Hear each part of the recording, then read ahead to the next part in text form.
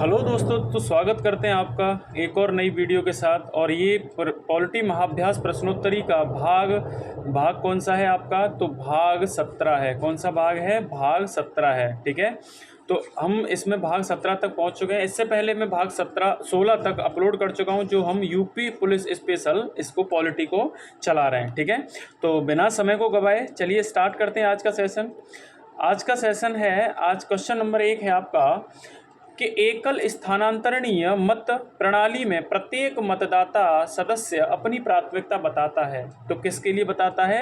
सभी के लिए, यानी कि जितने भी उस क्रम में होंगे ABCD, जितने भी उसमें आपको जितने भी कैंडिडेट खड़े होंगे जिस प्रणाली में, ठीक है, अगर उस प्रणाली में आपकी एकल स्थानांतरणीय मत प्रणाली द्वारा वो चुनाव हो रहा है, अगर किसी चुनाव में कोई भी व्यक्ति खड़ा है, यानी कि 4 से व्यक्ति खड़े हैं, और अगर एकल स्थानांतरणीय मत प्रणाली है तो आपको क्या देनी पड़ेगी? उसमें आपको वरीयता देनी पड़ेगी। ठीक है, तो किसके लिए मतदान होता है? तो उसमें खड़े सभी उम्मीदवारों के लिए मतदान होता है। ठीक है, नेक्स्ट क्वेश्चन है आपका कानून को लागू करने का कार्य कौन करता है? तो कानून को लागू करना किसका काम है? तो ये है आपका कार्यपालिका का। ठीक है, इस क्वेश्चन का सही ऑप्शन हो जाएगा ए। तो क्या है? कानून को लागू करना किसका काम है? किसका काम है? कार्यपालिका का। और कानून बनाना किसका काम है? तो कानून बनाने का अधिकार किसको है? यानी कि किसका है काम? विधायिका का। किसका है?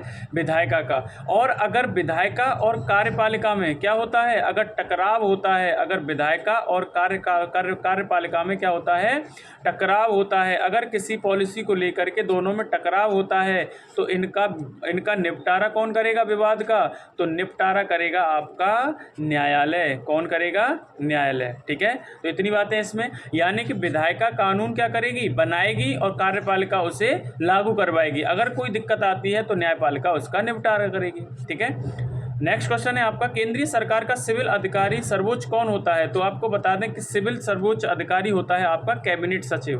कौन होता है आपका? तो कैबिनेट सचिव होता है। कौन होता है? कैबिनेट सचिव। कौन होता है? कैबिनेट सचिव। ठीक है, इस क्वेश्चन का बी ऑप्शन सही हो जाएगा। नेक्स्ट क्वेश्चन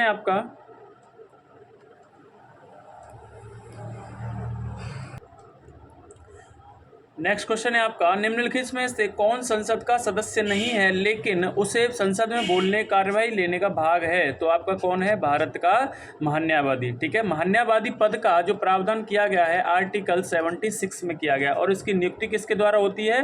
तो इसकी नियुक्ति होती है आपकी राष्ट्रपति के द्वारा। ठीक है, तो भारत का महान्यायवादी का पद किस में प्रावधान है? आर्टिकल 76 में।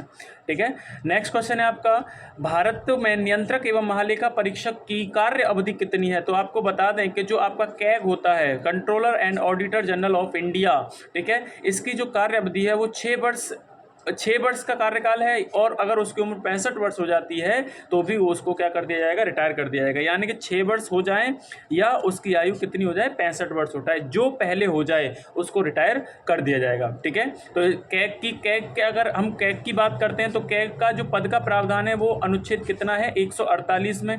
इसकी नियुक्ति कौन करता है? तो राष्ट्रपति। कौन करता है? राष्ट्रपति। ठीक है, नेक्स्ट क्वेश्चन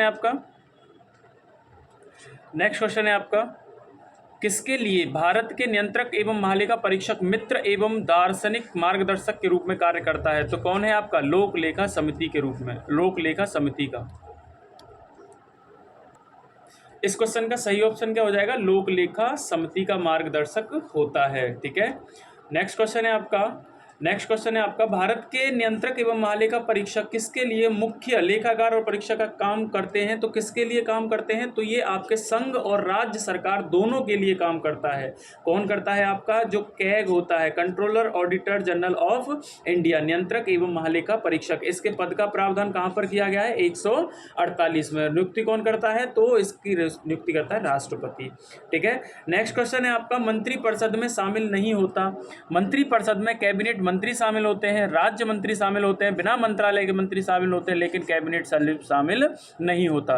ठीक है, अगर मंत्रिपरिषद की मैं बात करूं तो मंत्रिपरिषद में आपके कौन आते हैं? तो आपके PM साहब आते हैं, आपके कैबिनेट मंत्री आते हैं, जैसे आप क्या कहते हो, यहाँ पर आपके हो जाएंगे पीएम, ठीक है। यहाँ पर कौन हो जाएंगे आपके कैबिनेट मंत्री, कौन हो जाएंगे कैबिनेट मिनिस्टर। और उसके बाद आपके यहाँ पर आते हैं आपके राज्य मंत्री, कौन आते हैं, राज्य मंत्री। और कौन से, स्वतंत्र प्रभार वाले, कौन से, राज्य मंत्री, स्वतंत्र प्रभार। और नेक्स्ट आते हैं आपके राज्य मंत्री, कौन से, राज्य मंत्री। और एक और बनता है इसकी हायरार्की में सबसे लास्ट का, जिसको कहते हो आप उपमंत्री, कौन से, उपमंत्री, ठीक है। तो सबसे ऊपर कौन बैठे हैं, पीएम साहब। और कैबिनेट मिनिस्टर को क्या कहते हैं, मंत्रिमंडल, क्या कहते हैं, मंत्रिमंडल, क्या कहते हैं, मंत्रिमंडल। तो मंत्रिमंडल को और पीएम साहब को मिला करके ये जो हायरार्की बनती है इसको कहते हैं कैबिनेट, इसको क्या कहते हैं, कैबिनेट। और जो भी महत्वपूर्ण निर्णय लेता है वो कौन लेती है, आपकी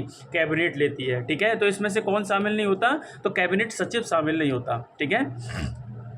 चलिए नेक्स्ट क्वेश्चन है आपका, नेक्स्ट क्वेश्चन है, राष्ट्रपति मंत्रिपरिषद के किसी सदस्य को पदच्युत कर सकता है, तो किसकी सिफारिश से, प्रधानमंत्री की सिफारिश से। आपको बता दें कि सामूहिक उत्तरदायित्व का सिद्धांत है भारत में, सामुदायिक उत्तरदायित्व का सिद्धांत है, सामूहिक उत्तरदायित्व का सिद्धांत है, सामूहिक, ठीक है। और आपका व्यक्तिगत उत्तरदायित्व का भी सिद्धांत अपनाया गया है।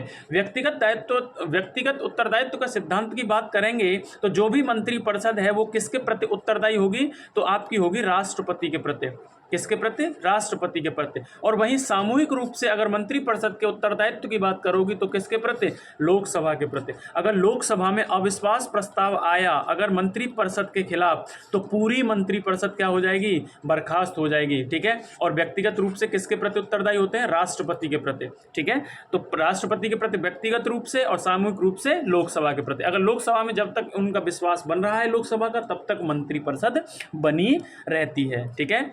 नेक्स्ट क्वेश्चन है आपका, भारत के मान्यवादी को कौन नियुक्त करता है, तो भारत के राष्ट्रपति करते हैं। मान्यवादी का अगर आर्टिकल देखोगे तो अनुच्छेद 76 यानी कि 76 में मान्यवादी की नियुक्ति का प्रावधान है।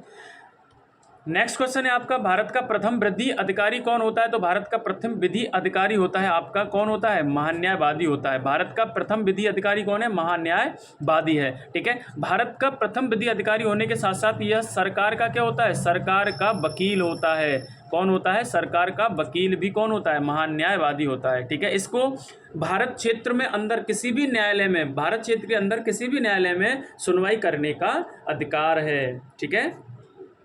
नेक्स्ट क्वेश्चन है आपका, भारत का मान्यवादी सुनवाई कर सकता है। देखो अभी बताया मैंने, भारत के राज्य क्षेत्र में किसी भी न्यायालय में क्या कर सकता है, सुनवाई कर सकता है। और मान्यवादी की अगर बात करोगे तो कौन से प्रावधान कहाँ पर है, तो 76 में है। और इसकी नियुक्ति कौन करता है, तो आपका राष्ट्रपति करते हैं, ठीक है। नेक्स्ट क्वेश्चन है आपका, नेक्स्ट क्वेश्चन है, निम्नलिखित में से किस व्यक्ति को संसद के किसी सलाह या परामर्श के लिए आमंत्रित किया जा सकता है, तो कौन हो जाएगा आपका, तो महान्यायवादी हो जाएंगे, ठीक है। तो संसद में किसी सलाह या परामर्श के लिए आमंत्रित किया जा सकता है, ये कौन होता है, तो ये सरकार का वकील होता है। कौन होता है, सरकार का वकील। और कह सकते हो इसे सर्वोच्च विधि अधिकारी कौन है, तो भी महान्यायवादी है। इसके पद का प्रावधान आर्टिकल 76 में, नियुक्ति कौन करता है, तो आपके राष्ट्रपति, ठीक है। नेक्स्ट क्वेश्चन है आपका, भारत के प्रधानमंत्री सेवानिवृत्त होने की आयु कितनी है, आयु सीमा कितनी है, तो कोई सीमा नहीं है। भारत में अगर प्रधानमंत्री बनना है तो मिनिमम आयु तो है, मिनिमम आयु है आपकी 25 वर्ष। तो 25 वर्ष कहाँ से, लोकसभा से। और आपके 30 वर्ष है अगर प्रधानमंत्री बनना चाहते हो राज्यसभा से। राज्यसभा से प्रधानमंत्री बनने के लिए 30 वर्ष है और लोकसभा से बनने के लिए 25 वर्ष है। तो हम कह सकते हैं कि लोकसभा का सांसद बनने के लिए आपको 30 वर्ष जरूरत है और लोकसभा का सांसद बनने के लिए आपकी आयु 25 वर्ष मिनिमम रिक्वायरमेंट है, जबकि सेवानिवृत्त होने के लिए यानी कि कोई सीमा समय नहीं है, ठीक है।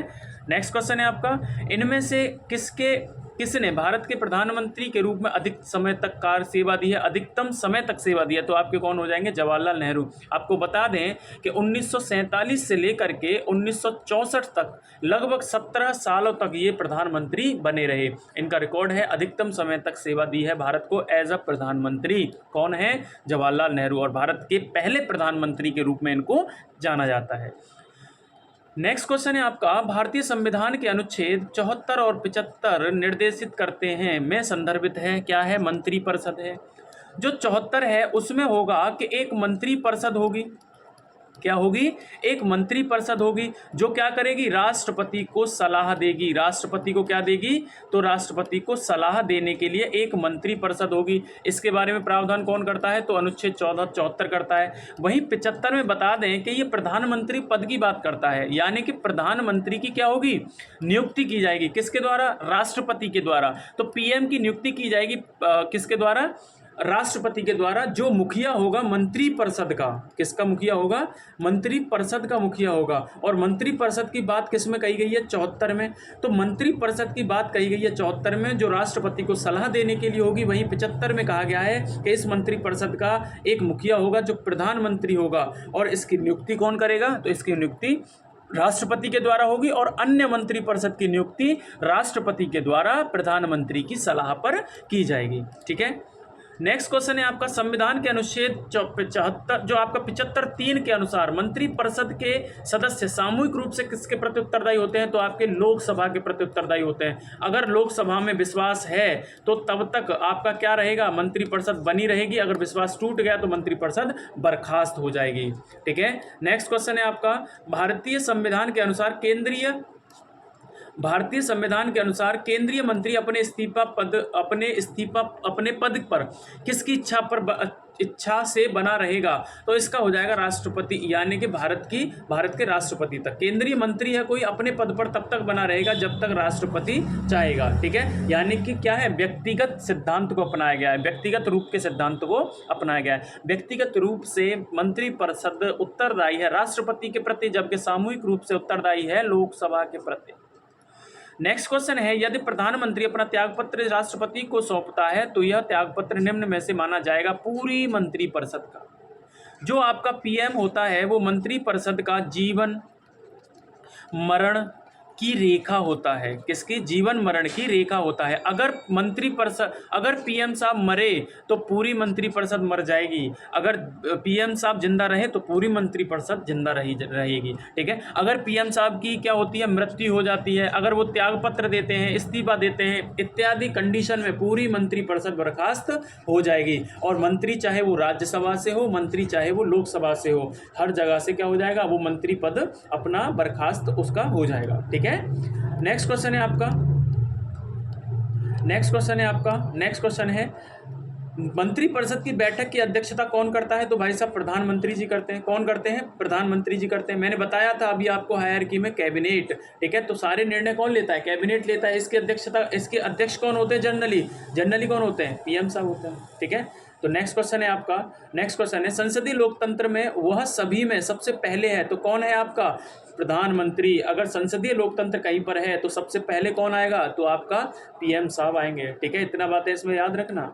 नेक्स्ट क्वेश्चन है मेरे भाई, नेक्स्ट क्वेश्चन है योजना आयोग का पदेन अध्यक्ष कौन होता है? तो आपको बता दें कि प्रधानमंत्री होता है। योजना आयोग के जो गठन की बात करोगे तो 15 मार्च 1950 को योजना आयोग बना।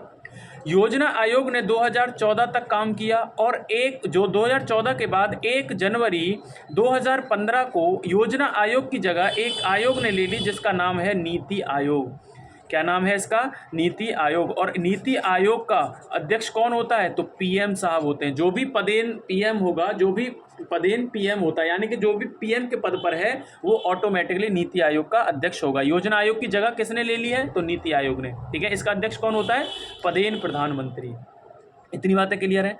भारत का प्रथम उप प्रधानमंत्री कौन थे? तो सरदार वल्लभ भाई पटेल हो जाएंगे इसके, सरदार वल्लभ भाई पटेल।